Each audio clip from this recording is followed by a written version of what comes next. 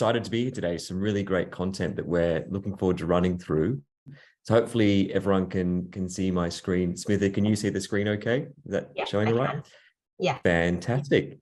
Well, as Mark mentioned, this session is very much focused on building connection and engagement throughout the employee life cycle. And we want to make sure that we can think about how human connection can have such a big impact on your business's productivity and attrition as well. And when we think about that poll that was just run, that's probably extremely important in the current climate.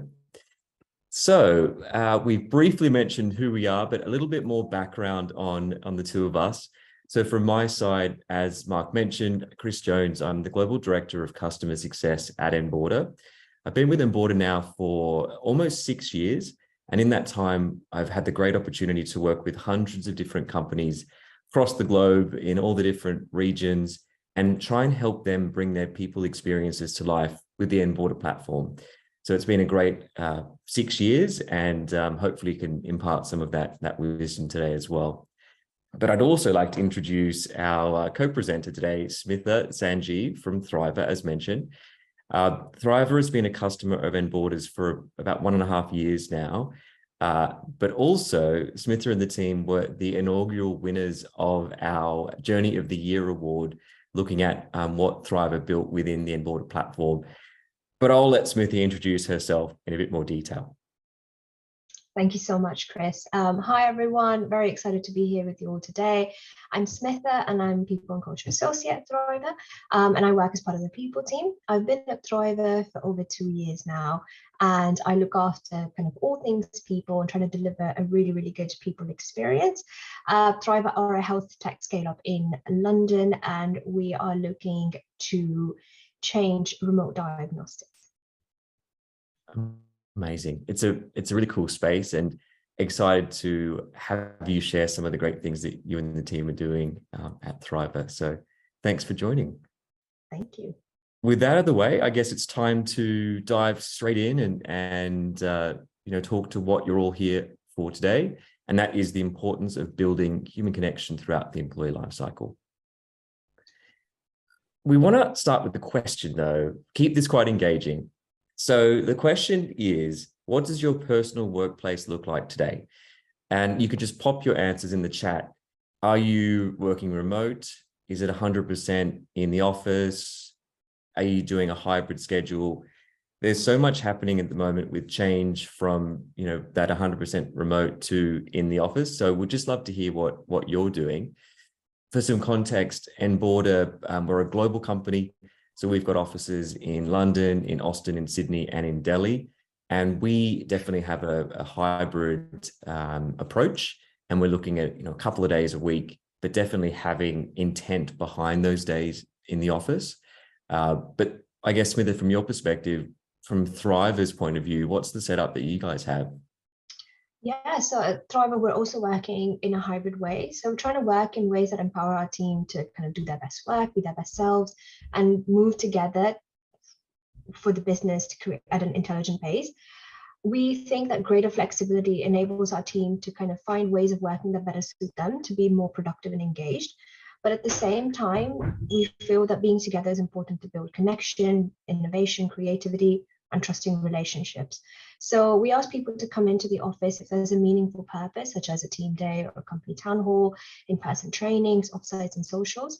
Our new starter days are always in person too. So there's always an atmosphere in the office for those who want it. But beyond that, it's up to the team to decide how they work best. I think it's really interesting. It's that intent, and it's thinking about that connection. And I love the fact that you're thinking about that day one, being in the office and really trying to build that connection from day one. So that very much aligns with the way I think about that as well. And just looking in the chat, the majority of you all have some kind of hybrid setup, 1 day, 2 days a week. There are a couple saying full 100% back in the office, which I'd love to hear. Grace, I saw you mention that. If you feel comfortable sharing how that's going as well. We're hearing a lot in the media at the moment about will that create a lot of attrition, forcing people back into the office, full time. So interesting to see that, yeah, quite a mix, but the majority seems still to be hybrid, which is probably similar to what we're both doing, Smitha, as well. Yeah. So based on, what we were looking at there, it's definitely that new way of working. I mean, if we'd done this in pre-COVID times, I doubt many would be saying it's a hybrid way of working. So, it's definitely changed, and it'll be interesting to see what happens over the next few years. What we saw here, so Gallup ran a study, and they found that 9 out of 10 remote capable employees prefer the flexibility, and 6 out of 10 prefer hybrid work. The most recent unemployment numbers from the US Bureau of Labor and Statistics are still at that 50-year historic low, 3.7%. And if you pair this with the number of available jobs and that war for talent, it's really never been more tense. So I think when we're thinking about what we're doing with our working policy, that is probably front of mind, just thinking, how do we make sure we're retaining our employees as well?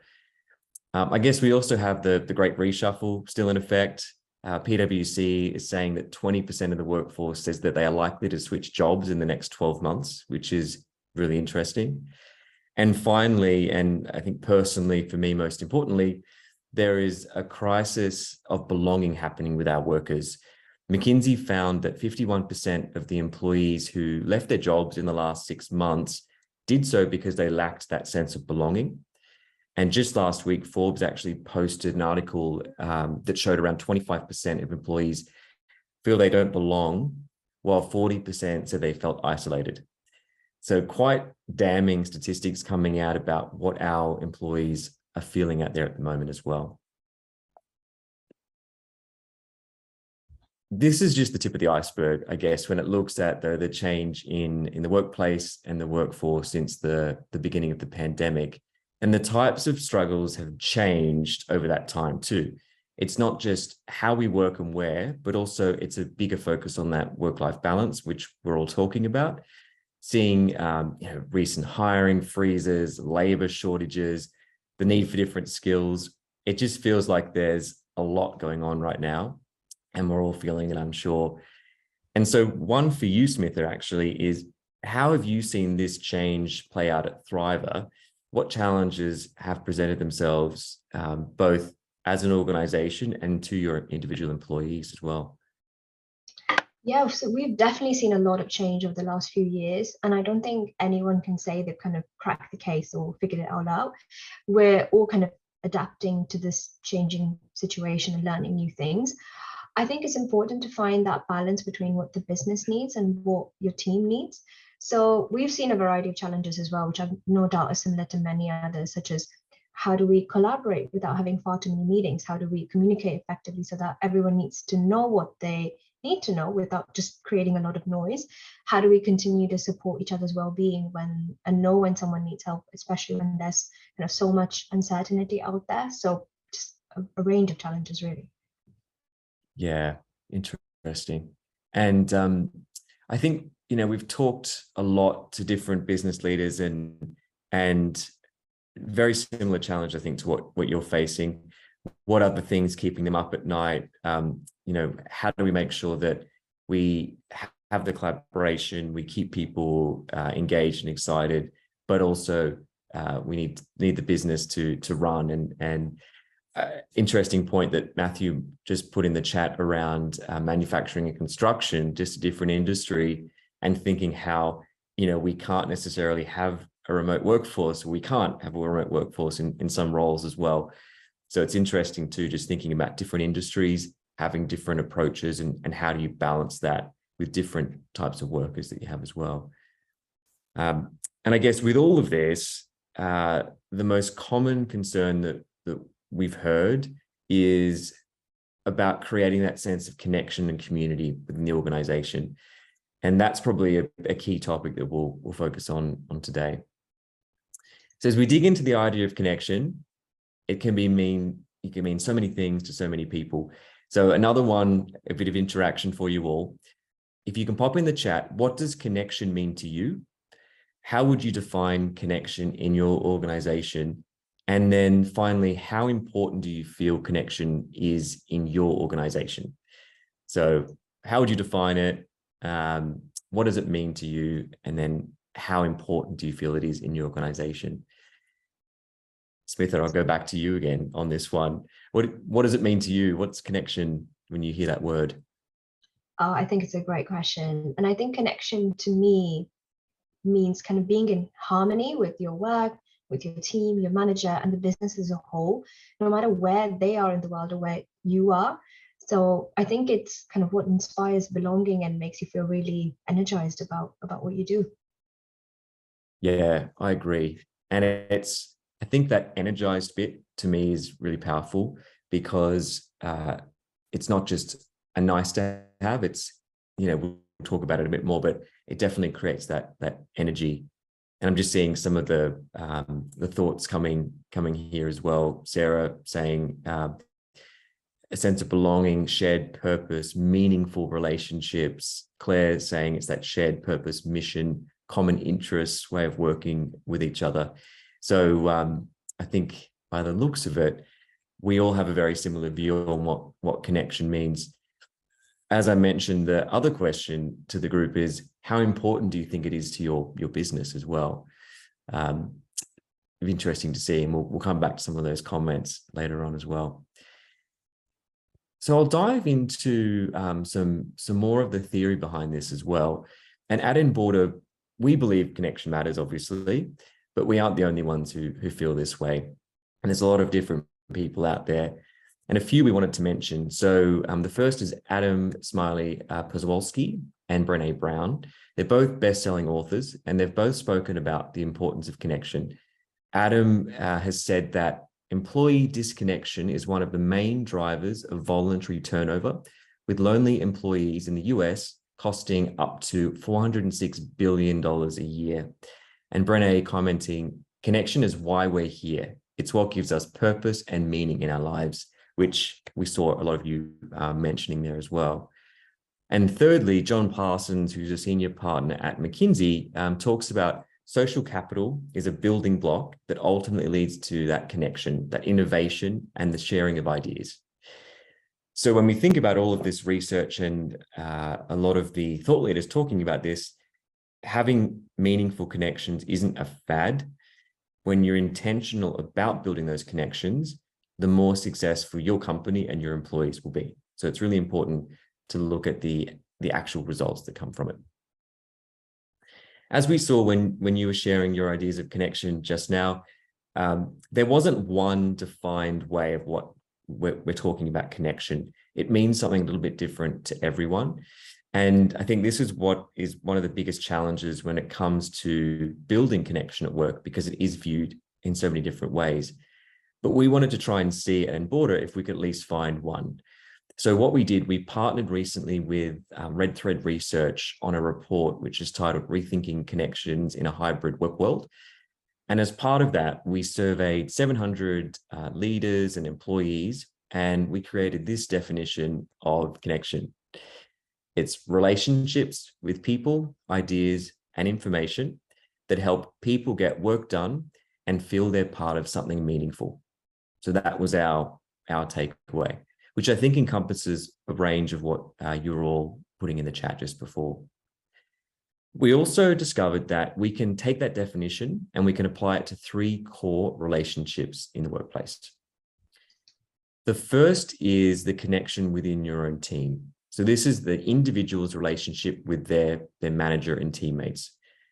This is obviously the employee's most immediate relationship and ensures that they can contribute effectively to their team and to their daily work. This is where employees will discover and develop that deep sense of belonging, trust, and acceptance. And this is really essential to the best kinds of connections, that one-to-one approach. The second bucket is building connections across teams. So not only do we need to be connected to our own teams, but generally speaking, individual departments really can't live in silos. So we need to make sure that there are different ways for different departments to feel aligned and work, see each other as people and teammates across those departments. This helps with collaboration, agility, and it creates that sense of community and belonging, which is extremely important. And then the final bucket, this is where we look at the connection the employee has with their organization.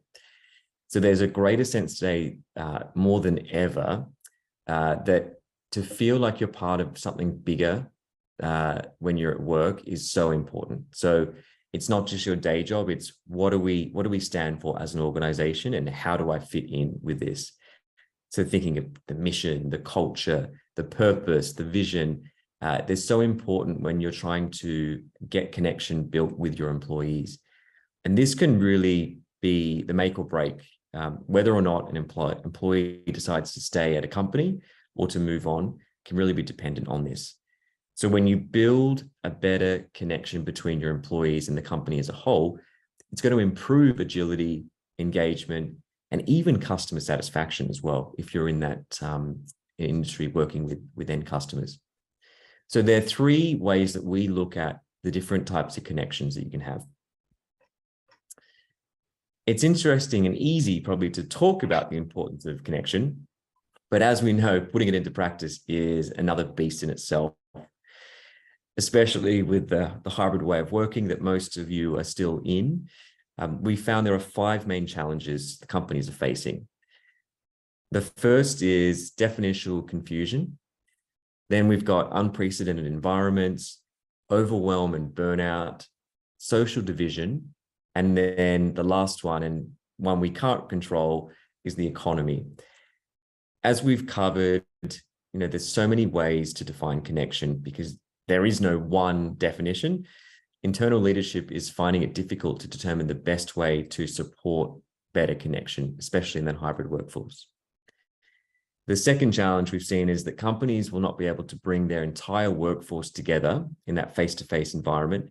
So with this, any expectation that connection will go back to normal, whatever that means, is highly improbable moving forward.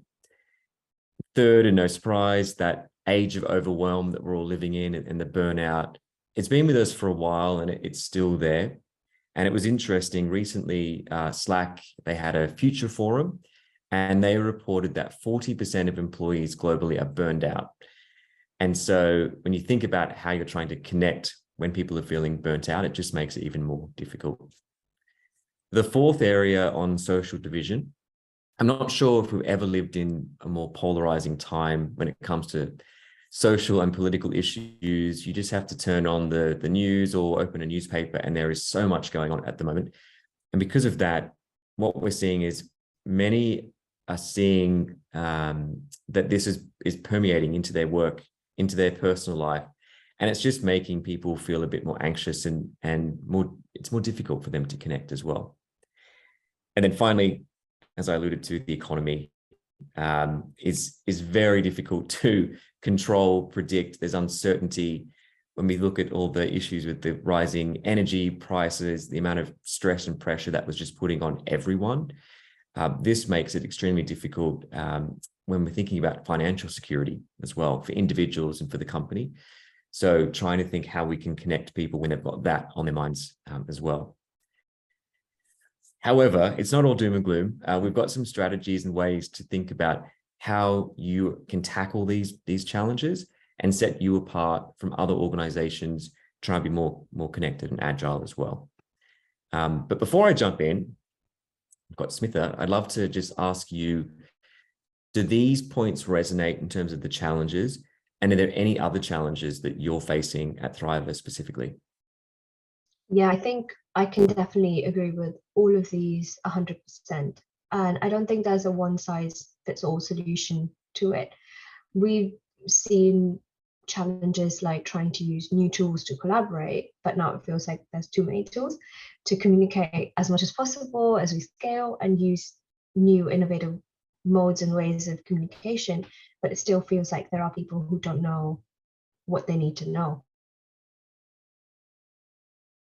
Agreed. So you can kind of tick the box and say we've got the channels and it's all there, but actually when you ask people, they just mightn't feel like they are connected. Yeah, agreed. Yeah. So yeah, in our research, we found that there's an assumption that because we're all in the same location, we're all in the same room, we find it easier to build a relationship with someone sitting next to us. So that's thinking more of that, full back in the office situation, get people in rooms. But what we found, there are workers going into the office and they will sit at the desk, heads down in Zoom meetings, and it's no different to whether they were sitting at home doing the same thing. And just in turn, because a fully remote employee is not in the office, doesn't mean they aren't building connection, which can be an easy approach to think. And so what we basically say is that physical proximity does not automatically equal connection. That's one thing we found. What matters more when you get down to the heart of it again is the opportunity to intentionally build that connection. And so how do you go about doing that? When we think about what that could look like, we want to look at first where you can focus your efforts in order to help enable your employees. And to dig a little deeper, in this report we worked with RedThread on, we found that there are 4 aspects to connection that run on the 2 axes forming this model. So you've got the emotional versus intellectual connection, and then you've got forming versus deepening those connections. So the emotional connection is what employees feel. They feel accepted, they feel like they belong, they're plugged in. Intellectual connection is what employees need to know: people, ideas, information, what's going on. And sometimes people need to form connections with new people, ideas, and information. Other times they actually need to deepen the existing connections with other people, their work, and the organization. So now that we understand where connection comes from and how we experience it, this quadrant module can be used to help you get a better understanding of where and how to enable connection within teams, across teams, and within your organization as well. So when you think about the employee journey from the candidate experience to onboarding to mentoring, well-being initiatives, talent and performance management, reboarding, offboarding, all of in between, the list of activities goes on, but you can think of them all in this quadrant. And this will help you create that more connected and thoughtful human experience if you look at it through this lens. So now that you understand different types of connection and you know that you need to enable people in your organization on this, let's talk about how you can make a business case for programs or technology that drive that connection. So in the chat, if you could put in, if you personally feel more productive at work when you're connected with your colleagues. Would love to know if you feel this way, because we assume may be the case, but we'd love to hear if that is the case. And Smitha, for you here, what are your thoughts? Do you think that you feel more productive if you feel more connected? Yeah, I think I definitely feel more productive, and that energized feeling that we were talking about when I feel connected to my team. You learn so much more about them. And I think this context can really help us work together better. We, for example, have a team day every month, and we usually give each other updates on what we've been working on. We usually have a learning element where we have someone else from Thriva teach us something, like we recently had one on data analytics. We also have a brainstorming section of the day where we come together to find a solution or an idea for a problem we're facing. And those days that we come together are my absolute favorite, and I always leave them feeling really, really inspired. It's nice, isn't it? It's inspiring, and there's also innovation that comes from it as well. And you might learn something about those people that you just wouldn't have ever learned before, which I think is a really powerful thing.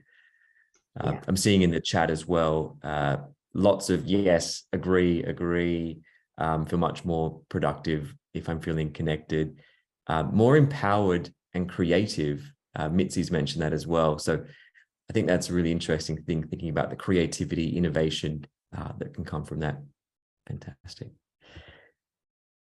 So yeah, as we saw, this is the majority. So we saw here that 94% of respondents agreed with the statement, which we can see from comments from you all coming through as well.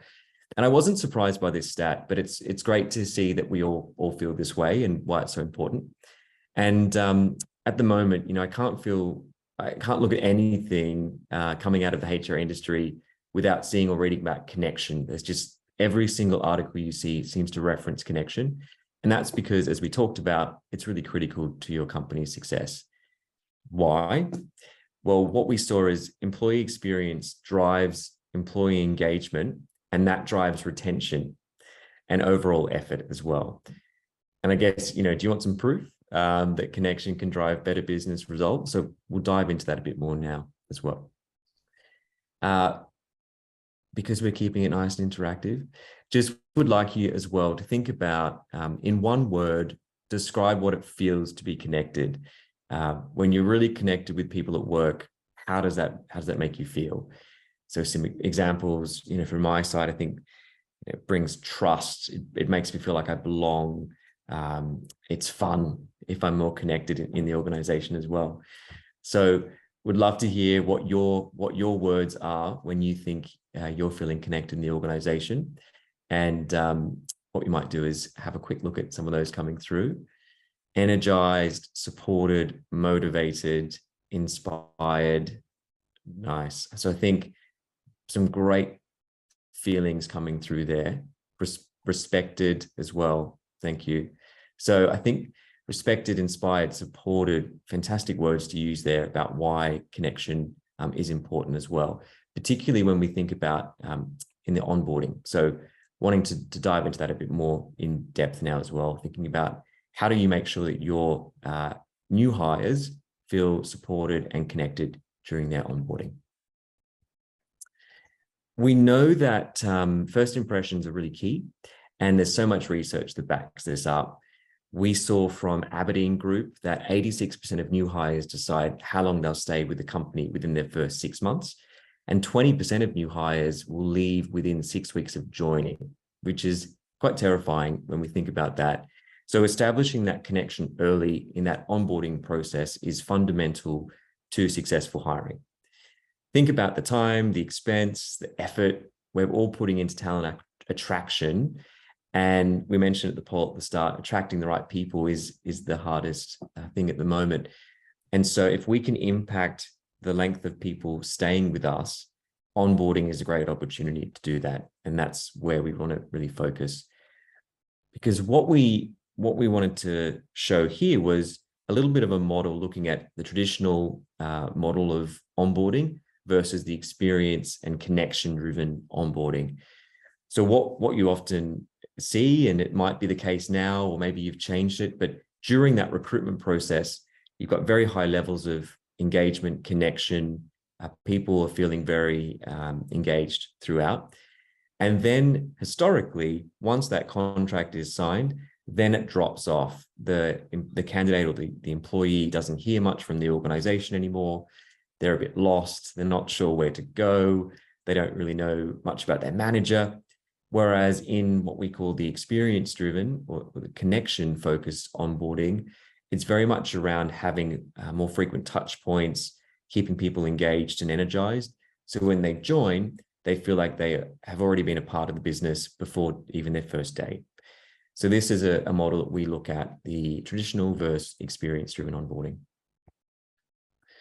And what we found as well is, connection does not only improve business results, but also when employees feel more connected to their co-workers and their company, their overall perception of their company improves. And this is what keeps them in the business. So it's integral to employee wellness, and it has the power to move the needle on your key business outcomes. So just some stats here I'll just run through, and then I'll turn to Smitha. But what we found was respondents said they were 4.5 times more likely to strongly agree their workplace is more collaborative if they were connected, 3 times more likely to say their workplace keeps them engaged, 5.5 times more likely to report their workplace motivates them to go above and beyond their job responsibilities, 7 times more likely to agree that their company encourages innovation. And we were talking through that before in some of the comments as well. 3.5 times more likely to say their company is a great place to work and would recommend to others, which is crucial when we think about the talent attraction piece. And then 2 times more likely to consider their company inclusive as well. And also, what we saw was employers with engaged employees outperform employers who don't by 202%. And it's an interesting stat. We can share this information with you all afterwards as well. But I guess just, turning to you, Smitha, when we think about this, I'd love to hear some detail about what programs Thriva is implementing or has implemented and any improvements you've seen through these. Yeah, definitely. So we use Enboarder for our onboarding, and we have consistently great feedback on that.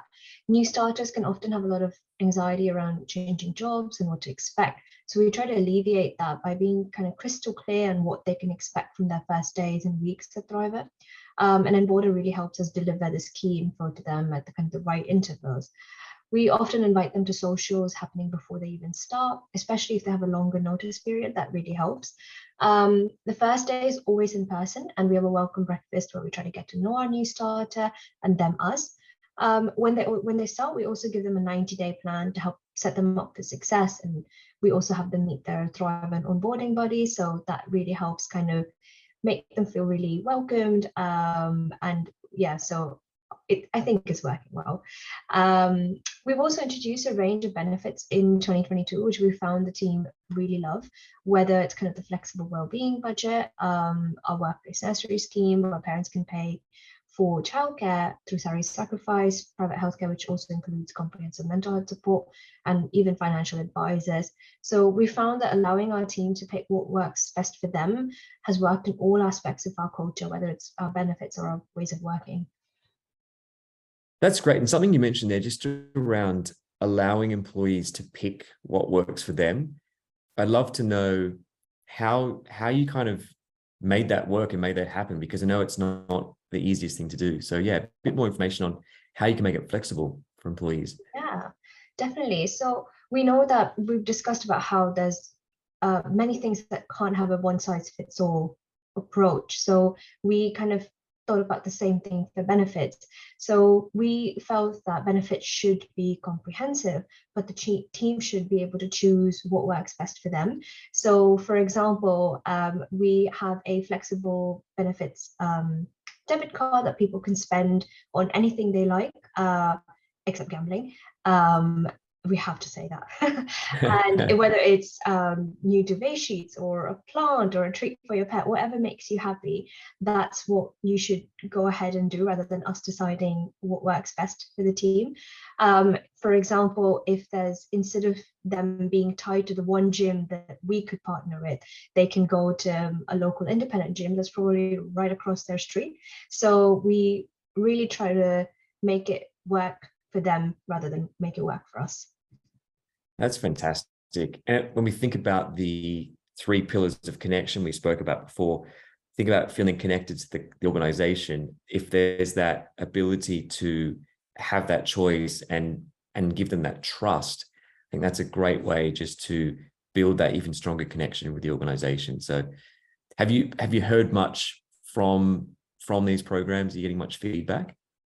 Yeah, so it was actually 2022 that we introduced them. So it was really kind of our year of benefits. So we took the time to look back on how it's all been, and we recently presented it back to the team as well on how they've all been using and making the most of these benefits, and hopefully it will inspire them to do a little bit more in 2023.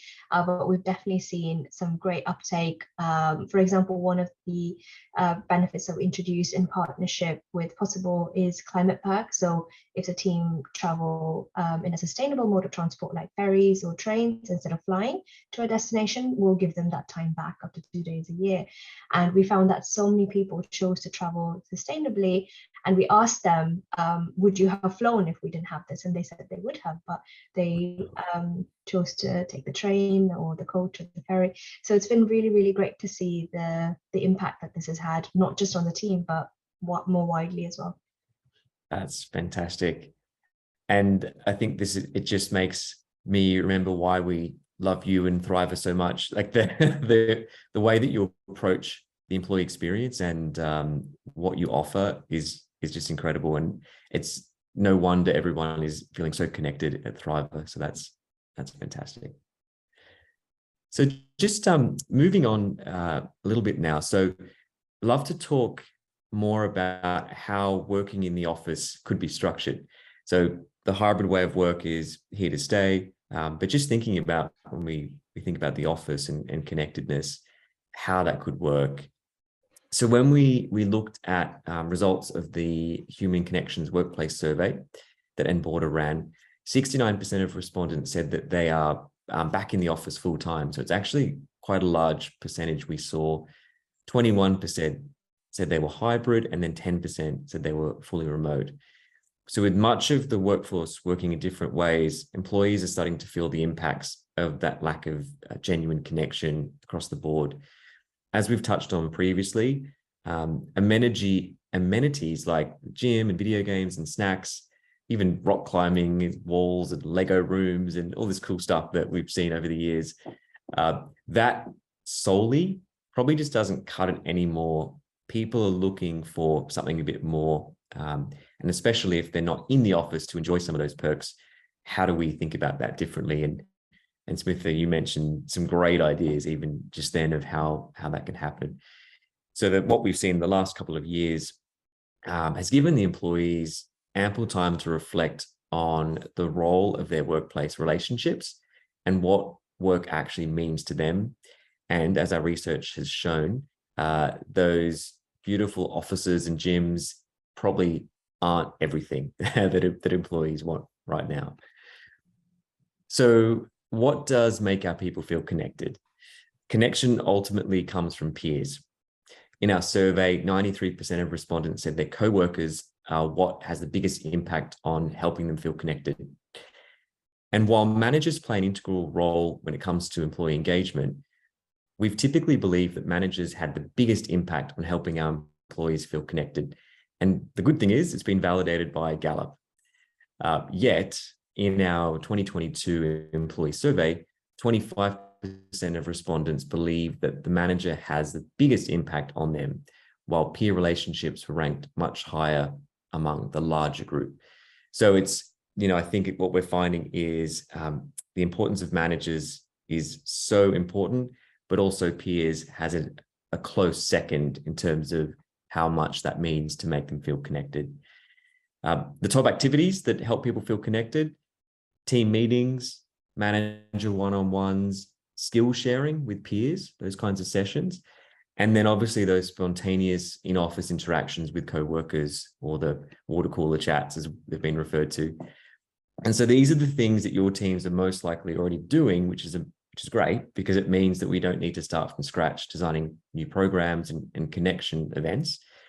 So where we probably should spend our energy is ensuring that we're not putting up barriers that would prevent people from feeling that connection that they really want.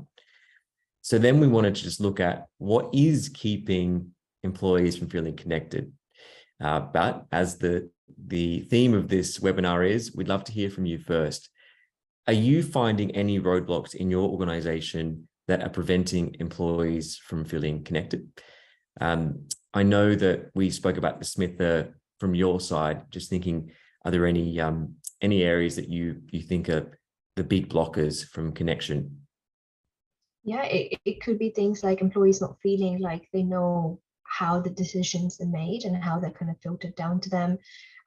It could be so much time spent in just meeting in digital spaces, but not actually connecting. So I think there's so many things. Yeah. And I just saw Claire just put through in the chat that leaders, managers being too busy to connect, huge workload, always too busy, lack of clarity on communication tools, large organization, so people are working in silos.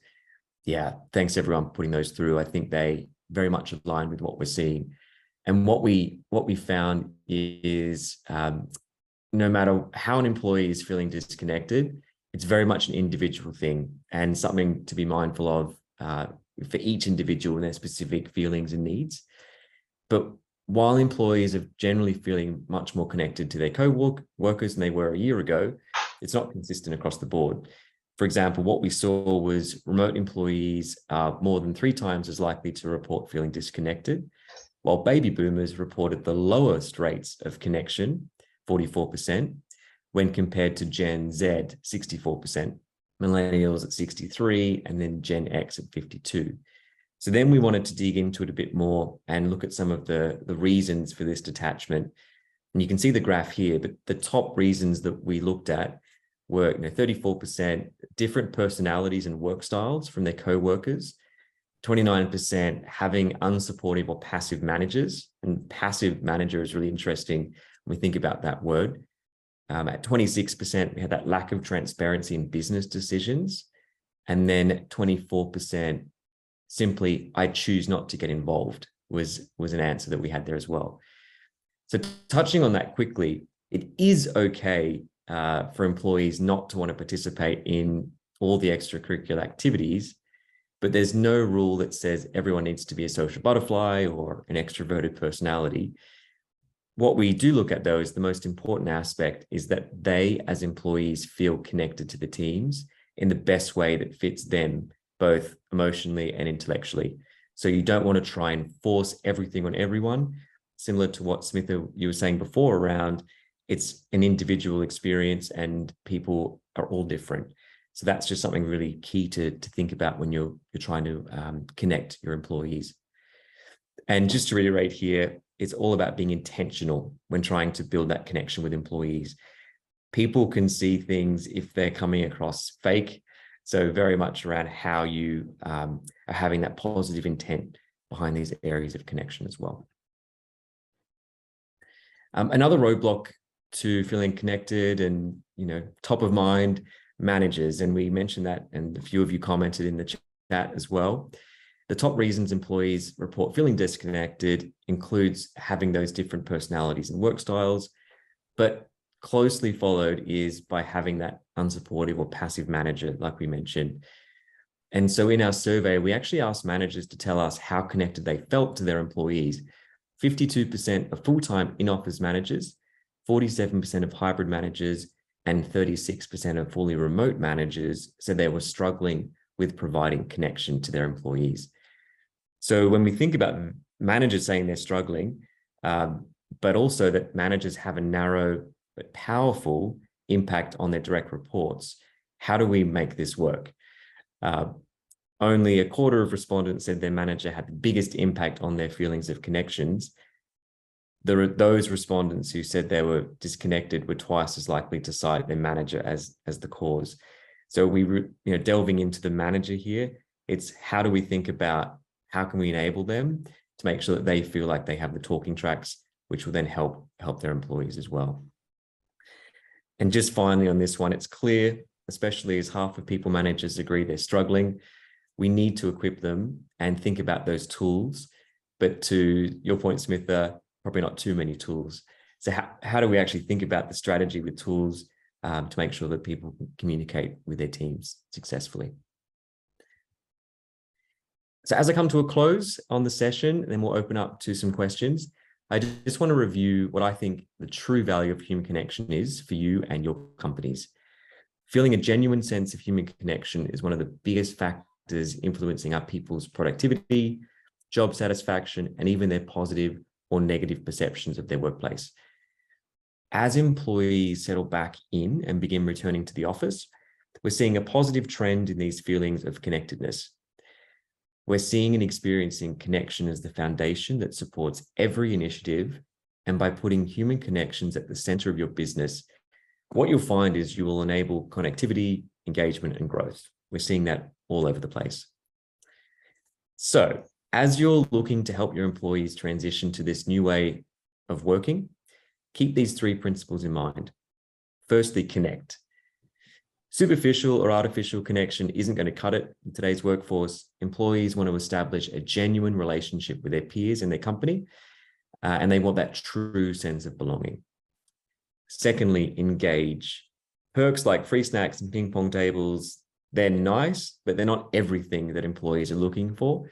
True engagement is bred from connection and ties into the greater purpose and mission of your organization. And lastly, grow. Employees want new and different ways to excel in their career. And one of the best ways to do this is to create those meaningful relationships within and across their teams, thinking about mentorship, those types of things. People need to learn and grow from others, and that's a huge part of how you can build that connectedness. So before we open with questions, hope you enjoyed hearing from myself and Smitha. If you're interested in hearing any more about Enboarder and how we work with other organizations, please let us know through the chat, or there's also a link that we'll put in the chat where you can request any more information from that. The goal of Enboarder and the mission of Enboarder is to help companies such as yourselves create those better human connections across the entire employee journey. And we want to make sure that your people are more successful and productive.